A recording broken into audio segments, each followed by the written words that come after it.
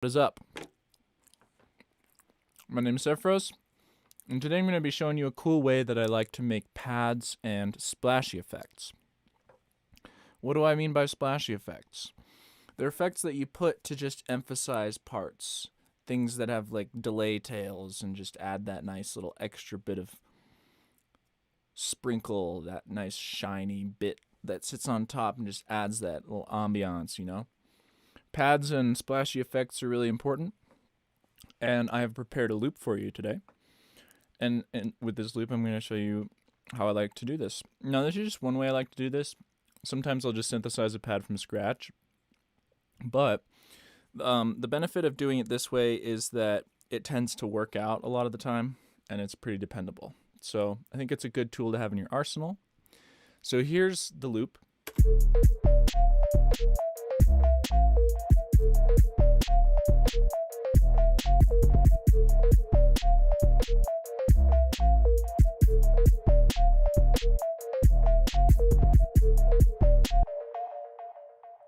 So it's just a lead, an 808, and some drums. So if I want to make some pads out of this, I want to show you this trick where if you have a melody and that's kind of like your core vibe, that's what the track's built around, or even if it's not, if it's just a supporting actor, but it's still an important part of the vibe, a cool way to make a pad is just to record the output. So I'm going to just record the output and then turn it into a pad. So I'm just going to record this.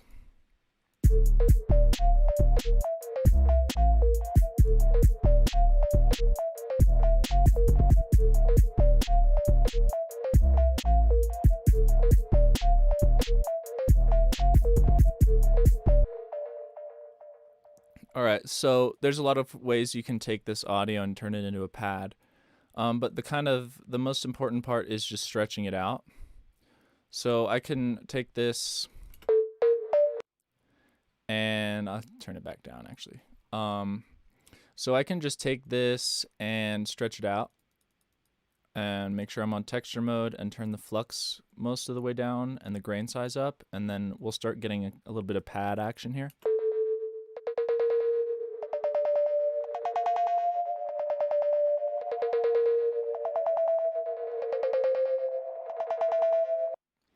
So I'll just create another audio channel and then take the audio from the channel 5, and then I'm just going to record into a new channel and mess with this.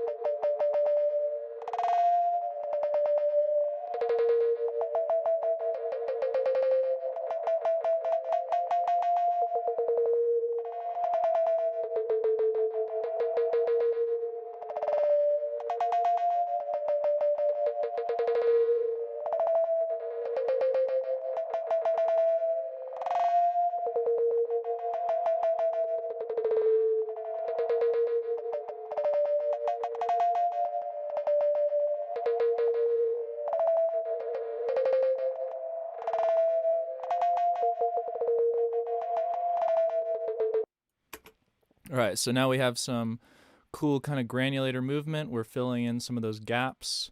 So I'll mute the old one, and now for this one I'm going to hit reverse. So I'm just going to hit the R button. And so now that's reversed, and we can do some cool reverse reverb tricks here. So I'll get a reverb, get one of my favorite reverbs, the M Turbo Reverb Multiband.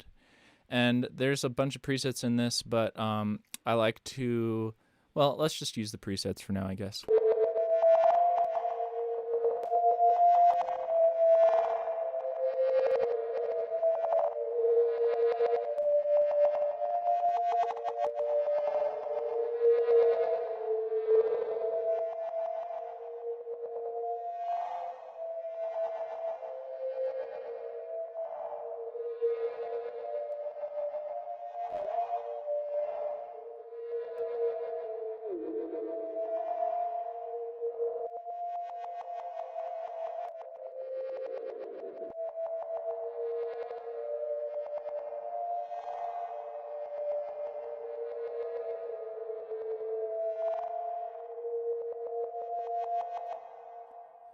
So here's where the fun part starts. So I will freeze this and flatten it out. And remember, we reversed it first. So you can do this trick on drums. You can do this on vocals. You hear this a lot in horror movies on vocals. Basically, you reverse the thing first, then put reverb, and then you bounce it, and then you re-reverse it. And then you get these cool little reverb reverses into the hits.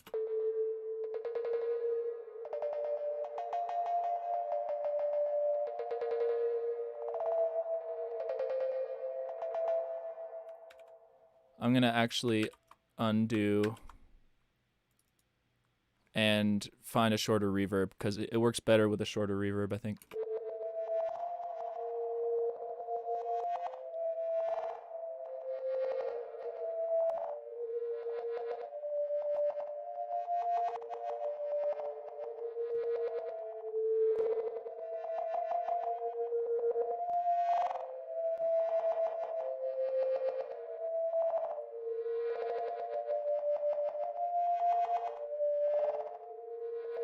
We could also use a little granular delay, so I'll get one of my favorites out. It's called Crystallizer. I'll put that before the reverb, and we'll just do a tight delay on this. Turn the sync off.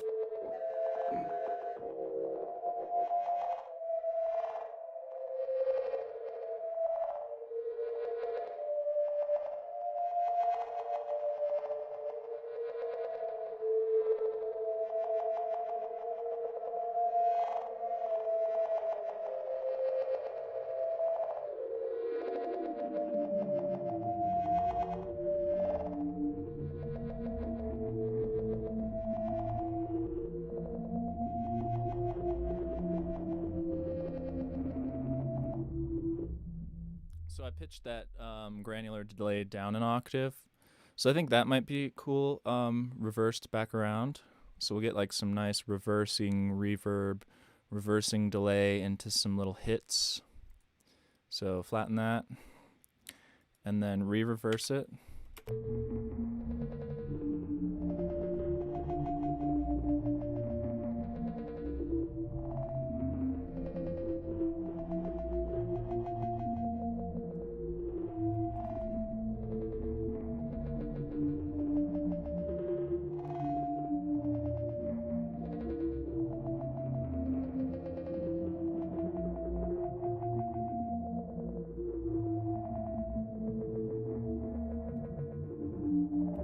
So I'll just do a little band pass on it and freeze it and flatten it again. And then we can pitch it up and see how it sounds an octave up. So let's see that.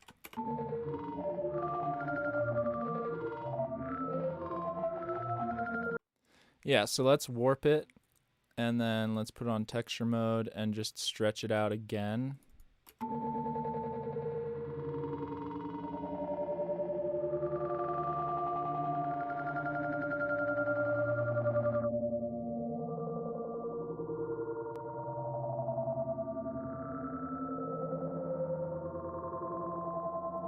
It has some really resonant peaks, so I'll use a little bit of soothe, I think, just to tame that.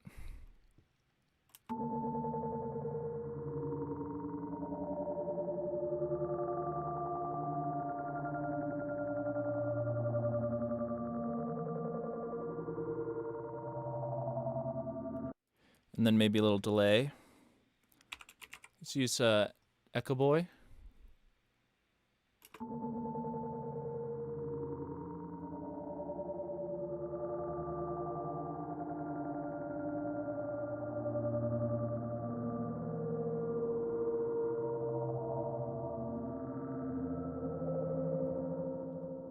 Going to draw in some slow and evolving automation on the more or less arbitrary on the grain size.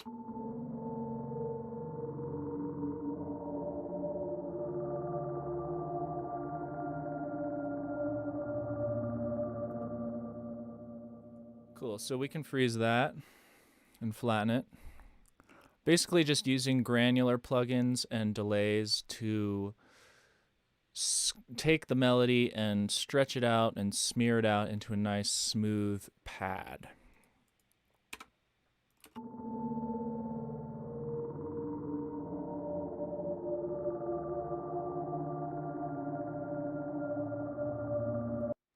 And then the last step that I like to do here is just get a granulator too, or some sort of granular plugin. Doesn't matter what it is as long as it's a sample based, like a sampler, and just plop it in there. And we want to use a pretty gentle shape for the grain, and by default the grain shape is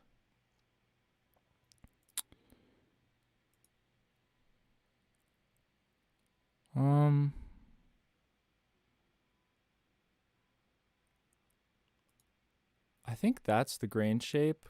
No, that's the shape of the triangle. No, I think that is the grain shape. I don't know. Maybe you can't change the grain shape. Let's just, oh yeah, this is the grain shape. So yeah, we want kind of it's good to have like a nice smooth grain shape, I think. So we can keep that on the default and just play this in here.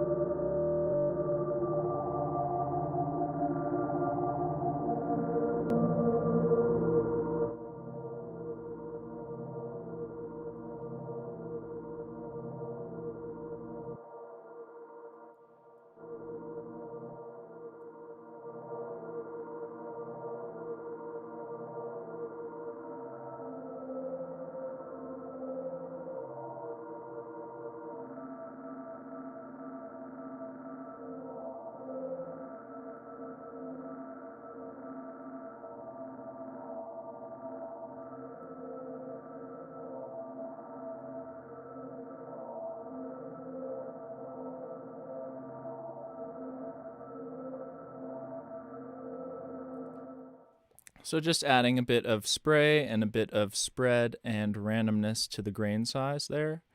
And we can actually take the key track off that. Yeah, so something like that, and then let's try layering this on top of the lead and see how it goes.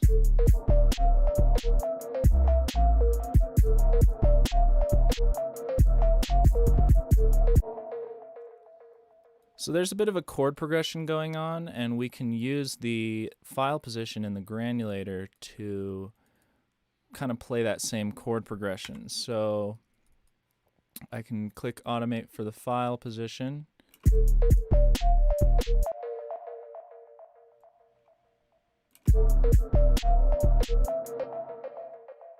So right there the chord's right, but we want to change the chord for here.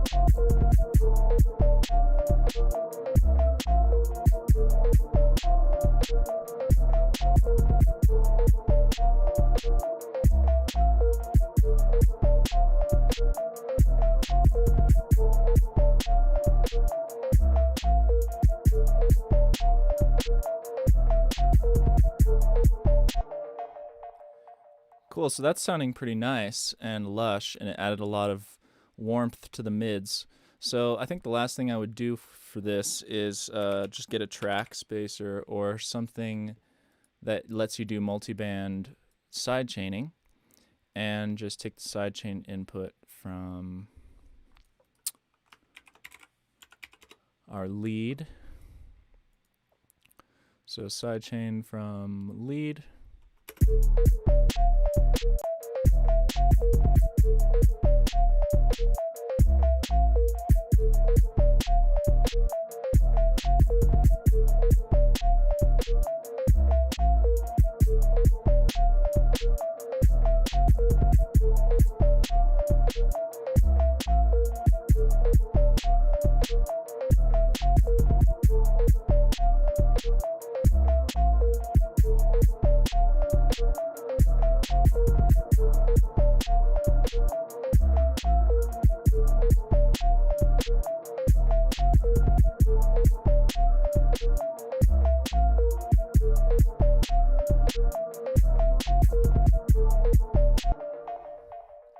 So that's pretty nice. Let's create a little splashy effect now. So we can use this first resampling, just kind of create a splashy effect. So maybe I'll consolidate that and then stretch it in like this. Pitch it up an octave. And then maybe reverse it. Maybe we'll reverse it.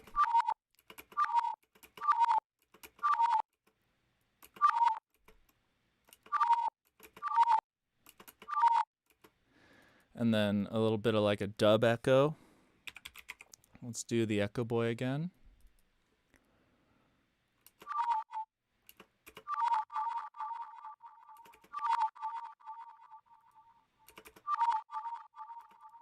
And then maybe a little bit of shimmer reverb.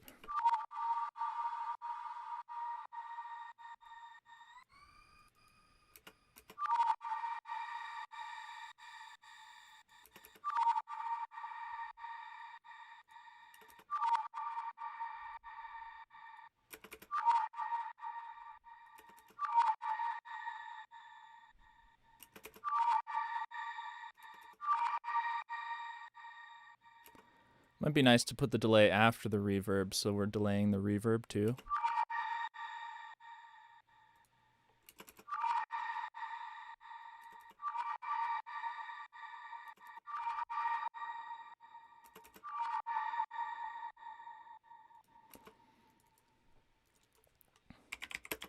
Little EQ to keep it in the upper mids.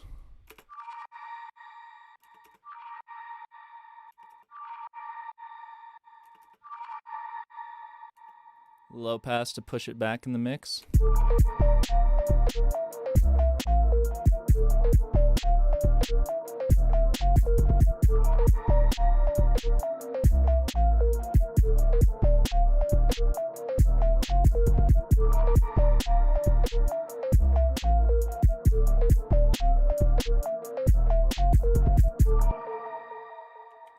Let's do another one right here.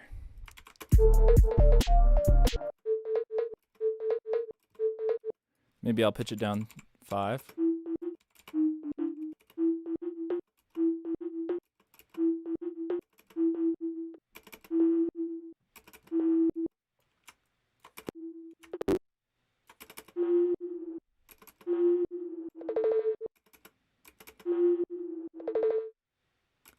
Yeah, and then we'll put that same chain on that.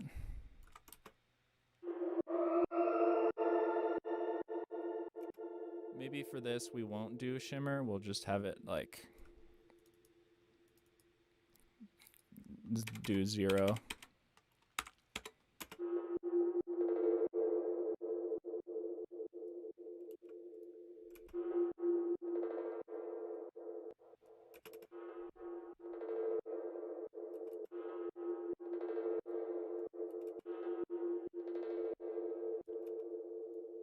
So one thing that's nice is to freeze these and take a bounce and then reverse it. So we can take that command, copy, T, paste, and then go here and just reverse it. And similarly with this one, we'll freeze that. And then I'll take that, copy, paste it, and maybe this one, we'll reverse it and have it go there, and then I'll just unfreeze, unfreeze, have this high one swell into the low one, and have the low one swell into the high one again.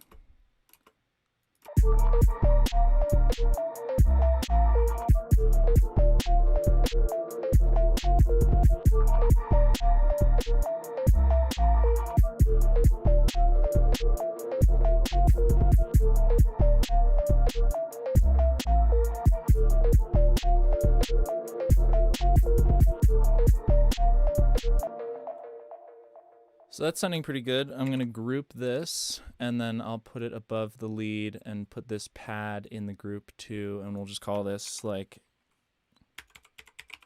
ambience make it a different color, and then we'll take that track spacer and put it on the group so that the whole thing's getting sidechained to the lead.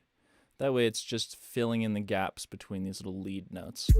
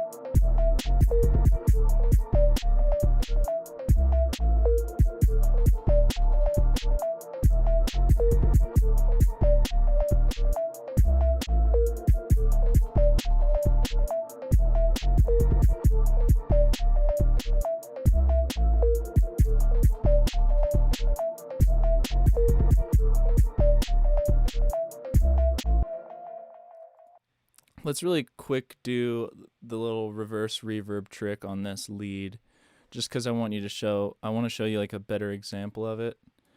So I'll take that lead, I'll reverse that lead, I'll put some vintage verb on the lead, and we will create a little bit of a reverb.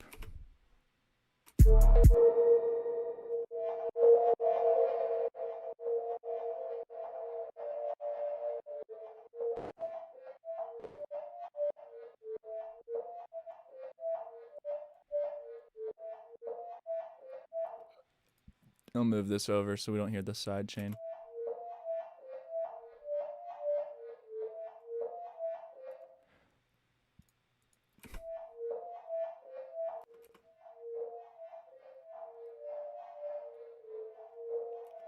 So I'll keep it fully wet and then just freeze it and flatten it so I have just the reverb. And then we can take this and re-reverse it and then just layer it under our normal lead, and we can put it in our sidechained to the lead group so that it fits in with everything else.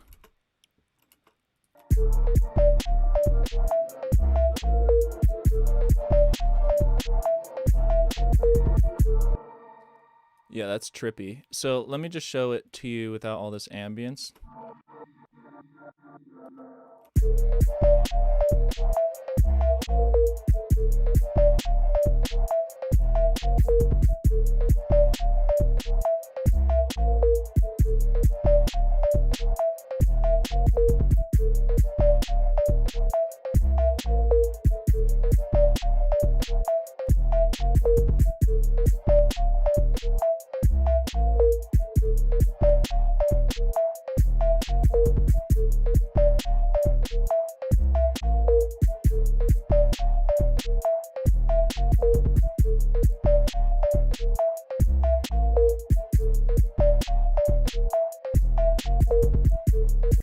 So pretty cool effect. I moved it just to be right on the notes or right after the notes, just because I feel like it sounds a little bit more like a normal reverb, but it's still reversed. And there are some reverbs that just have a reverse button, like certain convolution reverbs. Keep an eye out for that. So yeah, so without the ambience, it sounds like this.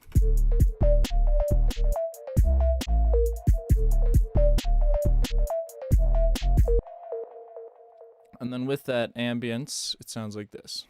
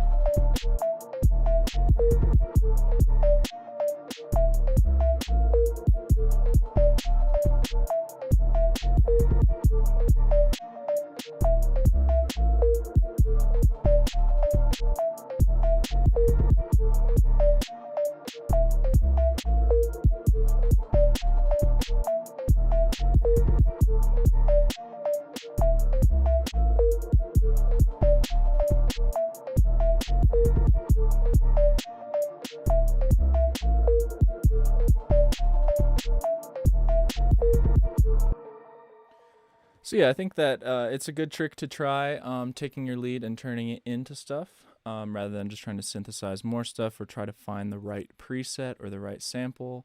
This is a much more immediate and direct approach, and I find myself doing it more than grabbing new stuff most of the time. So yeah, give it a try.